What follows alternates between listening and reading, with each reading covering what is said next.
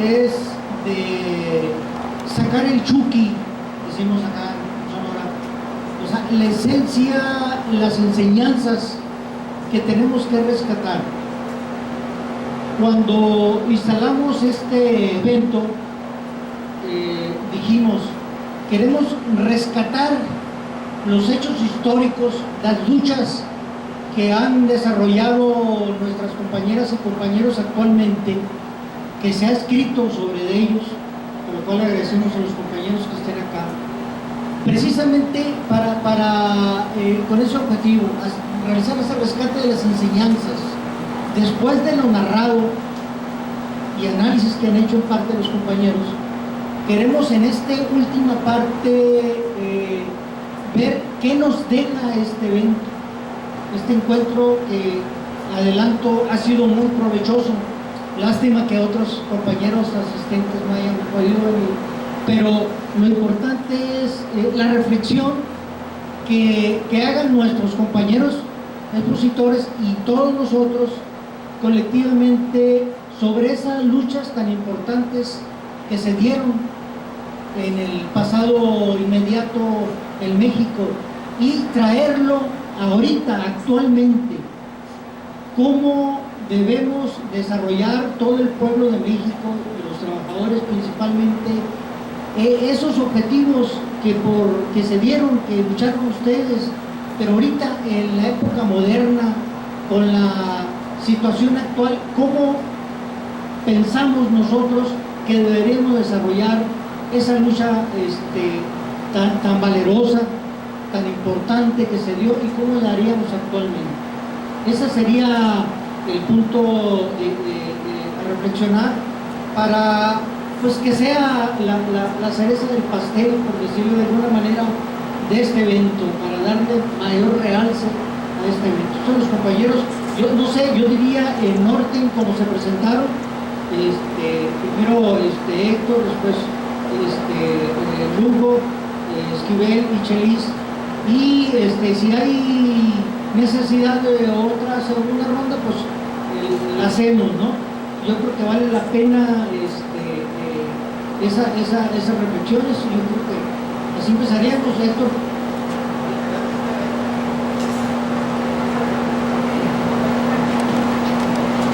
Bueno, yo no venía preparado para este punto, o sea, voy a improvisar, ¿va? Porque no tenía claro que iba a estar en este punto de coyuntura, ¿va? O de análisis global. Digamos que un poco recuperando la historia, ¿va? Yo, bueno, en base a algunas preguntas que hacía la gente, ¿va? Incluso algunos preguntaban si todavía la lucha armada todavía era una opción o no lo era, o cuál era la opción, ¿va? Yo creo que no se puede descartar ninguna forma de lucha, o sea, eso no se puede dar por decreto, porque a lo mejor mientras nosotros estamos en el rollo electorero, allá por otro país surge una lucha armada, o sea, cuando todos pensábamos que ya, bueno, el mismo Carlos Castañeda había escrito un libro de la utopía esta derrotada, ¿no? Que decía la lucha armada ya estaba derrotada. Al poco tiempo, meses, se dio el lanzamiento zapatista, ¿no? O sea, es una forma, es una expresión de la lucha política. Algunos pueden considerar que era la lucha militar, pero es un movimiento político representativo importante que surgió cuando todos pensábamos que la lucha armada ya estaba agotada, ¿verdad? Entonces, yo pienso que nada se puede descartar. Incluso yo no descarto del todo la lucha electoral, o sea, hay que recordar que la lucha electoral en determinado momento jugó un papel importante en algunos países. Yo puedo decir que el antecedente de la lucha armada, por ejemplo, en El Salvador, que me tocó vivir ese proceso, pues fueron los dos fraudes electorales que hubo en los 70, donde había ganado la oposición, la UNO, ¿verdad? Que más o menos la encabezó la Democracia Cristiana, y que la gente, ante la frustración, ante el desaliento de que no había manera de seguir de buscar los cambios a través de la lucha legal, de la lucha institucional, pues la gente en un momento que dijo, no, pues esta madre ya no, o sea, se agotó, o sea, cuando llegan los grupos guerrilleros, pues la gente ahora sí que estaba como, la gente estaba como esperando ya la invitación para incorporarse a la lucha armada, pues porque vieron que por un lado la política de terror del Estado, la represión despiadada contra los movimientos sociales, políticos, religiosos, campesinos, pues sí, ya la gente dijo, por aquí ya no se puede, entonces mucha gente se sumó a los grupos políticos militares. Hubo gente que se incorporó, a veces ni sabía realmente a qué grupo, ni conocía la línea política del grupo y se incorporaba. Yo he hecho un trabajo de historia oral bastante amplio, tengo varios, pues creo que más de 100 entrevistas de dirigentes y de combatientes y de jefes militares y de sacerdotes, catequistas, de todo en El Salvador. Y hay una que me llama mucho la atención de un campesino, un hombre ya grande, que entró grande a la guerra, a la lucha, y le digo, ¿y cómo fue que te incorporaste? No, pues dice, es que aquí llegaron los compas, dice, unos que se llamaban Brigadas Obreras, y me incorporé, empecé a participar con ellos, pero se fueron y ya no regresaron. Entonces luego llegaron los de la RN, la Resistencia Nacional, y pues como yo vi que todos eran iguales, dice, porque todos eran estudiantes, dice, yo decía que eran los mismos, yo no sabía en ese tiempo si uno era otro, yo creí que eran los mismos, dice. O sea que si hubiera venido otro grupo, el RP, el PC, el PRTC, pues yo me hubiera incorporado igual, dice, pero quien llegó aquí fue la RN y a la RN me incorporé.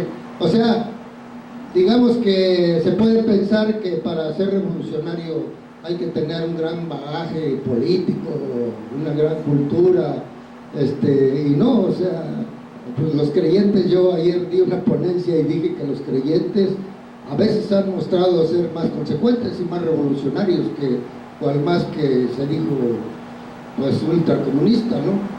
Entonces, pienso que las formas de lucha no se puede descartar ninguna. Yo he sido muy crítico, por ejemplo, por ejemplo en El Salvador del FMLN, ¿verdad? Y he criticado mucho las políticas, que pasa lo mismo que aquí con los partidos políticos, con los diputados, ¿verdad? Que pues se acomodan ahí y pues dan imagen de derroche, ¿no? Y hacen las políticas un poco a modo para ellos, un poco mejorarse los salarios a veces o mejorarse ciertas prestaciones, ¿no? Que para comparación con un obrero, un campesino, puta, pues da que desear, da vergüenza, ¿no? Compañeros que fueron militantes de los 70 y pues está bien, o sea, reciben su salario, pero algo son parte de todo ese juego corrupto, ¿va? Es una forma de corrupción. Sin embargo, en estas elecciones yo dije, bueno, en El Salvador está el partido de la ultraderecha, o sea, los cavernícolas, ¿verdad? Y está el partido del FMLN, pues el mal menor, ¿verdad? El FMLN, y sí, yo participé y apoyé la campaña, anduve haciendo proselitismo, porque yo decía, puta, 20 años tuvimos con la derecha corrupta, bien ladrona, que se había robado las arcas de la nación, había dejado el país en ruinas, y hubo un gobierno más o menos democrático que logró un poco mejorar la situación social de los pobres, de los jodidos, y que venga otra vez 20 años de retroceso, pues está cabrón, ¿no? O sea que esas cosas uno, desde el punto de vista político, pues uno ha dejado, no es que uno deje la ideología, pero nosotros en el pasado pecábamos de ideologistas, ¿verdad? Todo lo llevábamos al terreno ideológico, y pues la verdad es que la política es pragmática, o sea, la política es así, ¿verdad? No está regida esencialmente por lo ideológico, ¿verdad? Se tiene muchas veces que tomar decisiones prácticas, o sea, a eso me refiero yo en el terreno de la política, el pragmatismo. En el terreno de la política yo lo considero en el terreno de que la gente toma decisiones, ¿va? Pues no hay otra opción, por ejemplo, ahorita, ¿va? No sé, a lo mejor en las elecciones, pues yo diga quién será el mal menor, no sé, ¿va? El PRD o el PT o López Obrador, no sé, ¿va? Y ahorita no puedo decidir, yo tengo una posición sobre los procesos electorales y las políticas que muchas veces desarrollan los políticos de profesión, ¿va? Yo no cuestiono la política ni a los políticos en general, pues todos somos políticos, pero tengo una posición sobre eso y tampoco descarto la posibilidad de la lucha armada. Yo ayer decía que generalmente se tiene la noción de que aquí solo hubo una corriente radical en México, no es cierto, o sea, hubo dos grandes corrientes radicales. La corriente que después del 68 y del 10 de junio optó por la lucha armada, pues justamente lo mismo que pasó en El Salvador con las masacres y la represión que hubo, que optó de un solo, que vio cerradas las posibilidades, se fue a la lucha armada, y otra opción radical que se fue a la lucha social, que dijo, bueno, nos vamos a los sindicatos, ¿verdad? Nos vamos al campo, nos vamos otra vez al movimiento estudiantil, a reclutar jóvenes para la revolución, que esa era otra propuesta de violencia, ¿va? A través de la lucha social, la violencia social. Esto es parte de la concepción marxista, pues es la concepción insurreccional, que esa la hubo en todas partes. En El Salvador, en Nicaragua hubo una corriente insurreccional y una corriente de guerra popular prolongada o guerra popular revolucionaria. Entonces, en ese sentido yo no descarto ninguna opción, ¿verdad? Yo creo que el fundamento es el trabajo así, este trabajito de hormiguita, así, como que se me hace un trabajo pues digno de felicitar y de admirar que han hecho aquí los compañeros, ¿verdad? Pues este es el trabajo que se debe de hacer desde las bases, desde las comunidades, ¿verdad? Desde volver a formar otra vez y hacer esfuerzos de formación. Los partidos políticos no forman, los partidos políticos discuten coyuntura, ¿sí? Y todo el año, porque viene una coyuntura electoral y se acaba y viene otra, y se acaba esa y viene la otra, y los líderes políticos están preocupados por ser diputados. Cuando dejan de ser diputados quieren ser funcionarios de partido, cuando dejaron de ser quieren ser, no sé, presidentes municipales, y a veces quieren ser cosas que saben que nunca van a hacer, pero como después negocian, pues ahí están en la jugada. Esa es la lógica ahora de la política. Yo digo que no existen los partidos, ni siquiera estructuras sectoriales, las desbarataron, que existían en el pasado las estructuras sectoriales, ¿verdad? De obreros, de campesinos, de estudiantes, etcétera. Ahora ya no existen, o sea, son estructuras territoriales, pues solo para discutir problemas de campañas electorales. Entonces yo digo que esa es la manera, volver nuevamente, no a lo mismo, ¿va? Sino a lo que se necesita para un cambio y para poder generar una nueva situación revolucionaria, porque para hacer una revolución pues hay que crear una situación revolucionaria. A lo mejor no sea una insurrección ni una guerra popular prolongada, a lo mejor sea otra cosa, pero digamos, hay que volver a esos orígenes de la formación de la gente, nada más.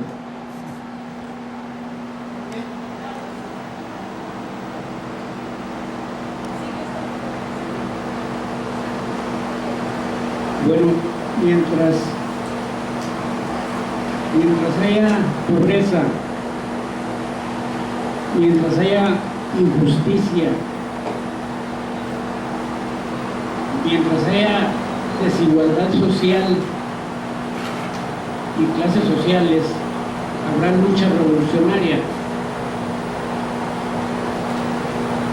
Aquí en México tenemos material suficiente como para hacer un análisis y llegar a conclusiones como lo que estamos haciendo en este momento.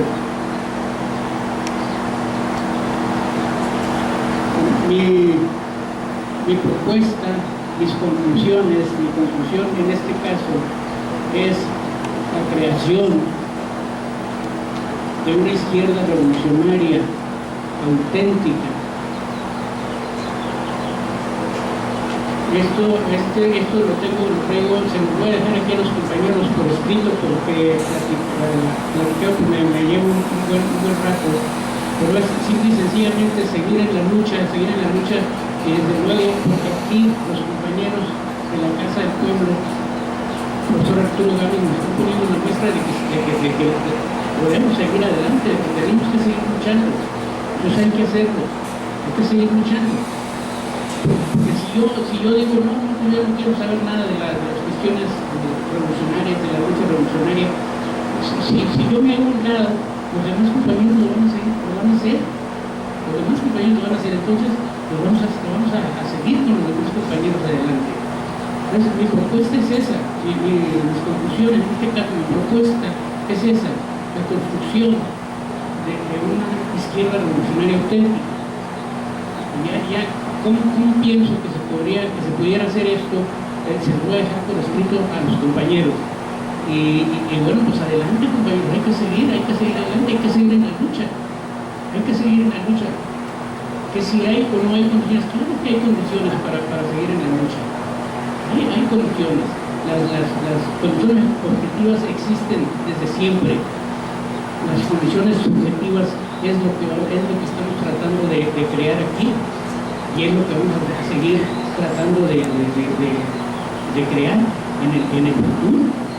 O sea, combatir la ignorancia de nuestro pueblo, combatir el ensimismamiento en que ha sido sometido nuestro pueblo, combatir los fanatismos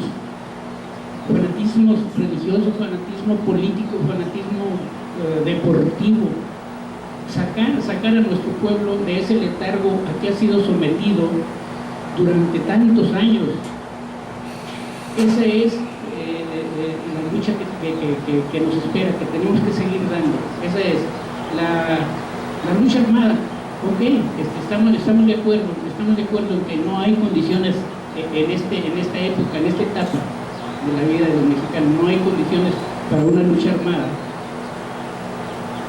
Y creo yo que cuando regrese la lucha armada va a ser como respuesta a la violencia del sistema capitalista que nos rige, que nos está aplastando. Esa es mi conclusión, compañeros.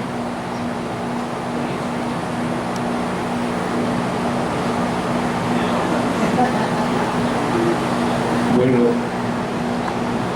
esa conclusión está medio chino, ¿no?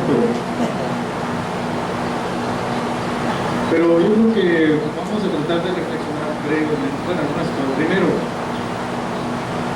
la primera experiencia histórica que queda clara es que los objetivos que dieron origen a este tipo de organizaciones revolucionarias sigue vigente. Las razones por qué surgieron los grupos revolucionarios con estrategia armada, creo que sigue vigente en cuanto a las condiciones objetivas. Número 2, creo que también la experiencia más grande es que no puede haber una estrategia, no puede existir una estrategia viable hacia un cambio revolucionario si no cuenta y está arraigada en el pueblo. Por experiencia propia lo hemos vivido.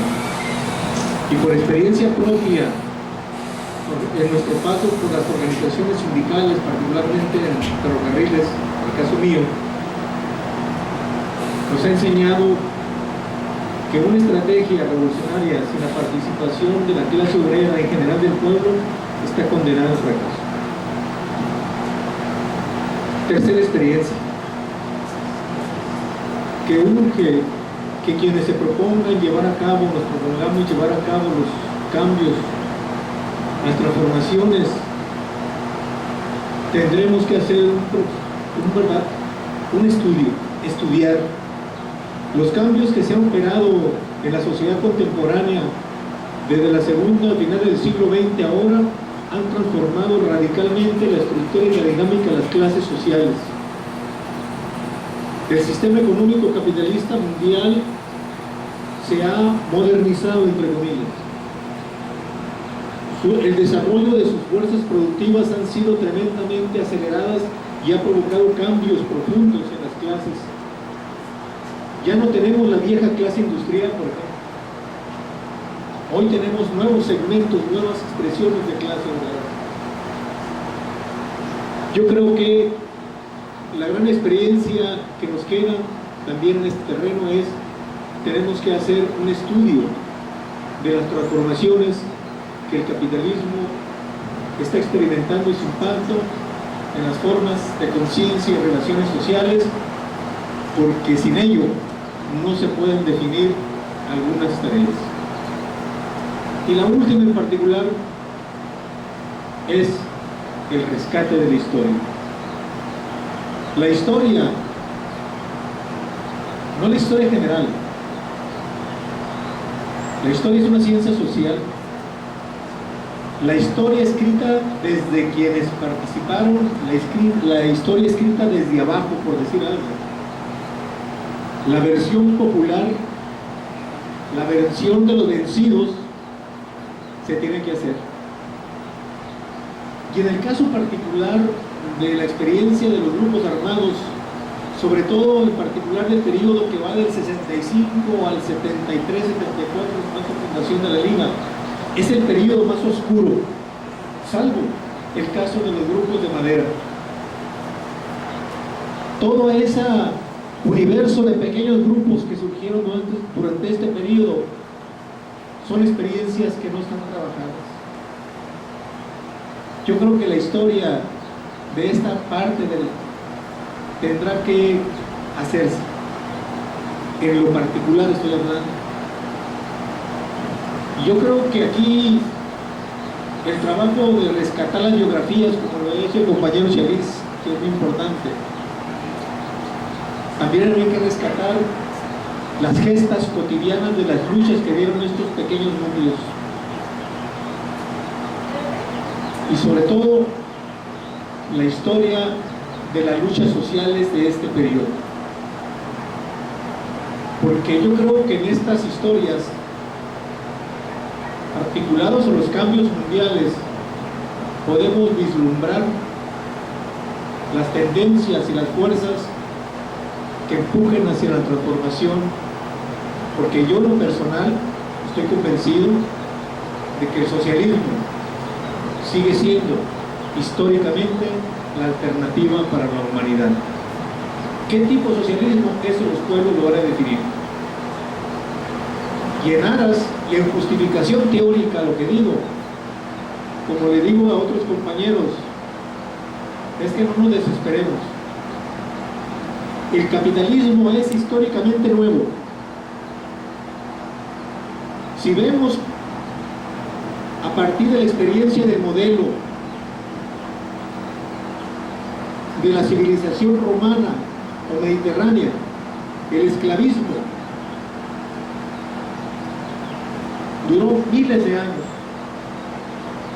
El feudalismo como sistema, como modo de producción, duró, si tomo como punto de partida, el año 500 después de Cristo, y tomo como su término la revolución política de 1789, o la primera revolución industrial, o los cambios de las revoluciones industriales para el siglo XIX, lleva más tiempo que el capitalismo. Desde el 500 después de Cristo hasta el siglo XIX, cuando el capitalismo adquiere su madurez plena. Saquemos cuenta y veremos. El capitalismo tiene, pues, es nuevo. Su etapa contemporánea está desde finales, segunda mitad del 19. El 20 y el 21 no llevamos ni 500, póngale un poquito más de 500 años, el capitalismo pleno. Así que históricamente el sistema capitalista, y además, dadas las circunstancias, su capacidad de transformación y adaptarse, su capacidad de enajenar, su complejidad para apropiarse de la riqueza social, de repente se nos aparece como un sistema que siempre va a existir por los siglos de los siglos. Mi planteamiento es ese. El socialismo es la alternativa histórica. El capitalismo todavía tiene capacidad, es joven históricamente, pero yo creo que, como Marx en sus estudios demostró, que en sus propios seno lleva sus contradicciones, sus propios sepultureros. ¿A quiénes va a tocar sepultarlo? Eso no lo sabemos. Pero lo que está claro, porque después de Marx nadie ha debatido ni rebatido su teoría de la historia. Y esa es la confianza científica que tengo yo para plantear lo que he dicho.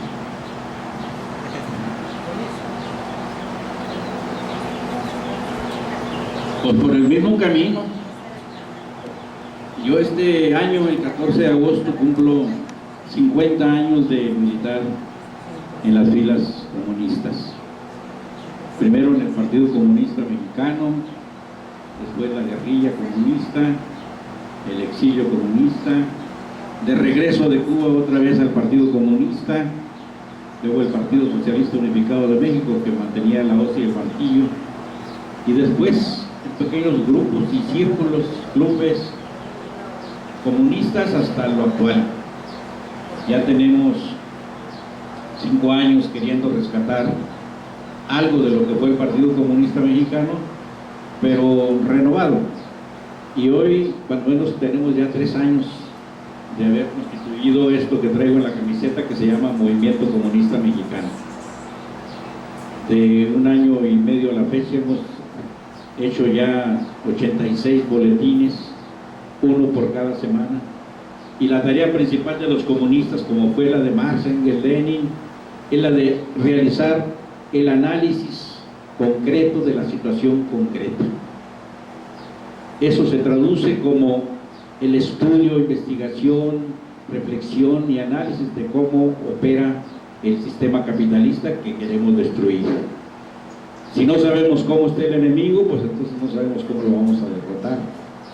Pero eso se hace cotidianamente, diario, y nosotros lo hacemos cada semana y lo dejamos plasmado en un boletín que hoy se llama Tribuna Comunista, y lo difundimos y ganamos adeptos, y estamos por fusionarnos con otros grupos, pequeños todos. La izquierda comunista en general se redujo a su mínima expresión. La izquierda electorera y oportunista, desde que surge el IFE, es cooptada al gobierno. PRD, PT, Movimiento Ciudadano, y antes había sido el PST, el PMT y otros grupos que los había cooptado el gobierno, los había encauzado, los había puesto sus límites, los había integrado al sistema. Por eso por ahí no es la alternativa. Pero sí, muchos de los cuadros y de las bases que tienen esos partidos deben ser conquistadas, deben ser convencidas de que la única solución en este planeta es destruir al capitalismo y construir, como dice Esquivel, algo que los pueblos van a hacer en su momento, que no podemos ahorita dar recetas. Lo último que hemos visto, y se lo decía yo hace rato cuando hablé del diario El Chelis en Bolivia, Argentina, Uruguay y Cuba, es lo que los pueblos latinoamericanos están haciendo. Latinoamérica y el Caribe, que tenemos muchas cosas en común, hemos atravesado casi por las mismas experiencias. Tuvimos que desembarazarnos del Imperio Español en el siglo XIX, algunos más pronto, otros después. El último fue Cuba, que se desembarazó del Imperio Español, pero inmediatamente le cayó encima el Imperio Norteamericano y no le permitió ser libre. Pero fue el primer país en América que se liberó del imperialismo norteamericano, el 1 de enero de 1859, y fue a través de la lucha armada. Pero después, en estos últimos años, hemos visto otras experiencias, porque muchos tomamos el ejemplo de los cubanos y nos fuimos a la lucha armada, pero como calcando, como copiando, como tomándolo como la fórmula y el modelo, y nos equivocamos. pero hicimos la experiencia y quedó allí toda una lección que no se puede olvidar. Pero hoy vemos que todos estos pueblos que se han desembarazado de dictaduras, que han pasado por muchas experiencias, han estado adoptando un juego de formas de lucha que los han llevado al gobierno, no al poder todavía. Bolivia, Ecuador, Venezuela, el FMLN en El Salvador ahora, Nicaragua antes. Estos pueblos, bueno, Pepe Mujica en Uruguay, estos han constituido gobiernos progresistas, gobiernos antiimperialistas, y no todos igualitos, como tabla rasa, no, cada quien en su momento, con su experiencia, avanzando, unos más, otros menos, pero avanzando. Estos países que están constituidos en lo que es la Alianza Bolivariana para las Américas, ALBA, y otros países que están integrándose y sumándose a ellos, como Brasil, Uruguay, Argentina, estos han adoptado un camino, y dentro de este camino, dentro de estas luchas, dentro de estas formas de avanzar, están muchos comunistas, muchos de los que estuvieron en los años 60 en partidos comunistas o en los 70 en las guerrillas. Hace una semana, a estas mismas horas, estábamos recibiendo el mensaje de un comandante de la FARC, Temoleón Jiménez, de las FARC. Él está en La Habana, en las negociaciones con su gobierno, y entendemos que ellos todavía siguen en la lucha armada, y son bastantes miles de hombres armados y mujeres, pero que están buscando la negociación, están buscando la paz, están buscando la manera de avanzar también por la lucha política. Los procesos electorales en estos países del ALBA y lo que sería en Colombia serían procesos electorales donde la izquierda recibiría el apoyo del conjunto de la mayoría del pueblo y empezarían por la constitución de gobiernos progresistas, antiimperialistas, y avanzarían cada vez más en la lucha contra el imperialismo y el capitalismo. Pero esto lo están haciendo con muchos trabajos, esfuerzos, sacrificios, los pueblos y sus vanguardias.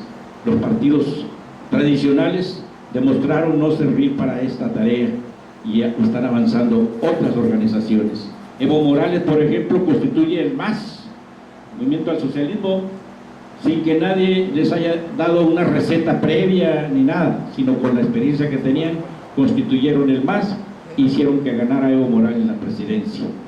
En Ecuador hay un movimiento ciudadano que no parte de los partidos tradicionales de izquierda. En Venezuela, Hugo Chávez con compañeros de él del ejército y un sector de la clase política de izquierda llegan al gobierno y empiezan a avanzar. El FMLN antes tuvo un presidente que no era totalmente de izquierda, ni socialista, ni comunista, pero hoy sí. Hoy el presidente Sánchez Serén viene del FMLN, fue comandante del FMLN, Pepe Mujica en Uruguay, de los Tupamaros. Entonces está avanzando Latinoamérica con ese tipo de acciones, pero los pueblos detrás de estas vanguardias. Sin los pueblos no se puede avanzar nada. Entonces necesitamos estar al lado del pueblo. Y los comunistas mexicanos que nos estamos reagrupando, que nos estamos fusionando, que estamos entrando en relaciones cada vez mayores, pretendemos estar a la cabeza de las luchas principales del pueblo mexicano. Ya no hablamos solo de la clase obrera, porque antes era un discurso así muy estereotipado, la clase obrera para acá y para allá, el proletariado. No, todas las luchas del pueblo mexicano hay que acompañarlas, sobre todo en este periodo en que se vuelve más difícil y más peligroso salir a la calle, en que criminalizan todo tipo de luchas, en que asesinan cuando menos uno por semana de los líderes históricos de los pueblos indígenas o de los pueblos que luchan contra las mineras, etcétera. Nosotros en el boletín tenemos una sección donde hablamos de la resistencia de los pueblos y ahí señalamos qué es lo que está sucediendo semana a semana, cuántos caen, cuántos avanzan, cómo reprimen, etcétera. Entonces estamos realizando esa tarea y me parece que no es el momento de la lucha armada, aunque ninguna forma de lucha está descartada, pero para nosotros, cuando menos, la lucha armada ahorita no es el camino. Las autodefensas de Michoacán que tuvieron el 24 de febrero del año pasado un inicio exitoso y que este 24 de febrero hicieron su balance de un año de luchas independientes del gobierno, independientes de los narcos, independientes de las policías de todo tipo. Ellos están en una especie de repliegue ahorita. ¿Por qué? Porque se les echa encima todo el poderío militar del ejército, la marina, los federales, las leyes, los jueces, etcétera, y los han hecho replegarse. Incluso algunos los han hecho ya integrarse a la policía rural, a las guardas comunitarias que están sujetas por el gobierno. Pero esa lección que nos dieron las autodefensas en un año de vida, esa hay que retomarla, porque también hay que retomar la experiencia de la APO, que fue una especie de comuna de París durante algunos meses allí en Oaxaca, la experiencia de Atenco y muchas experiencias más de los pueblos completos en armas o en resistencia grande contra el poderío militar del gobierno. Todo eso necesitamos sumarlo, integrarlo, y darlo como ejemplo del camino que nos señalan los pueblos, hasta dónde pueden avanzar, hasta dónde no. Nosotros debemos estar con ellos. Entonces, hasta donde nos dé la respiración, vamos a estar en este camino. Gracias.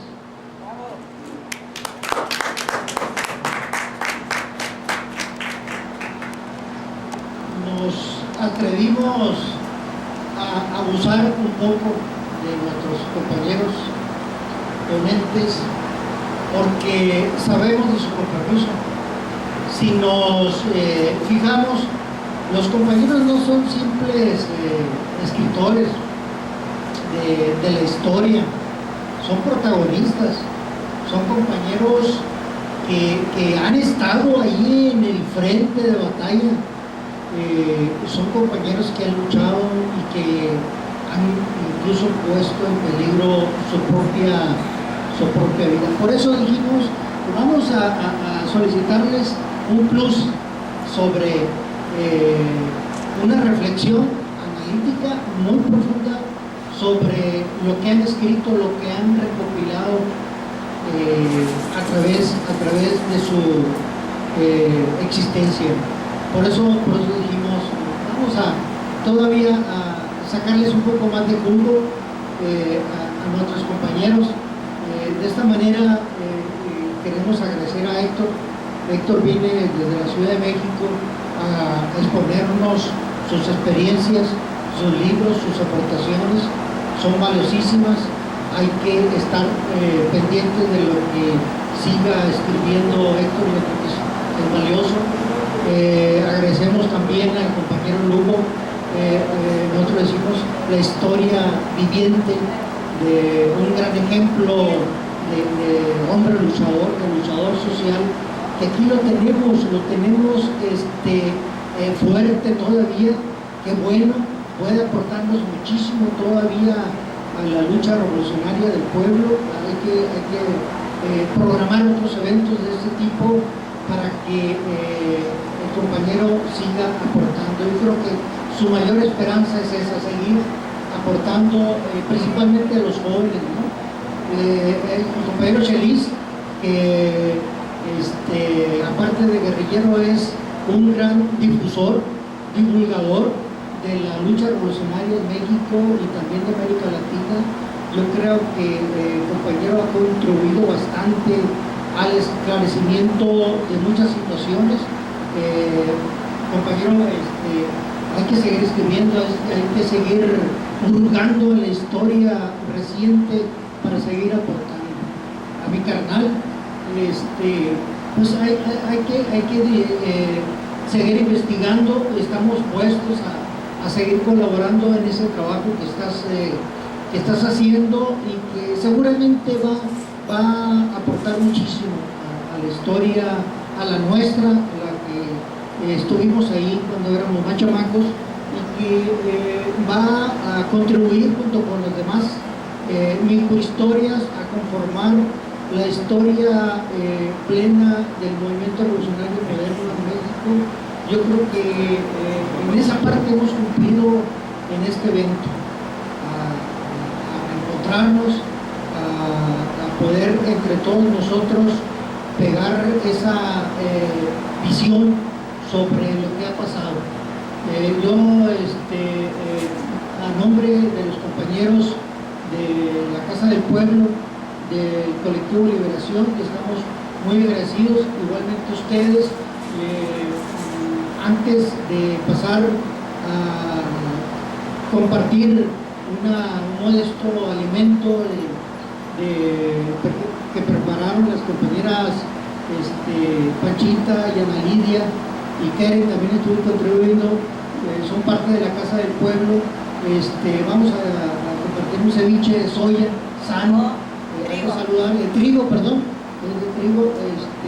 Vamos a pedirle al compañero Nacho que nos interprete algo que lo sabe hacer muy bien, ¿no?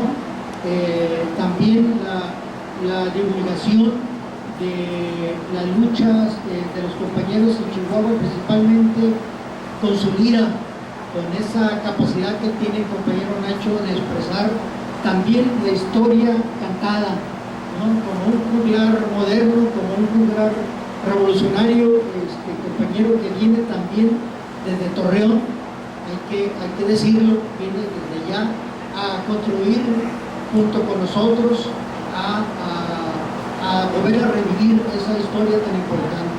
Entonces, compañero Nacho, el micrófono es tuyo. Un aplauso. Un aplauso, Javi. Un aplauso a los ponentes. Un aplauso para todos los compañeros. ¿Quién va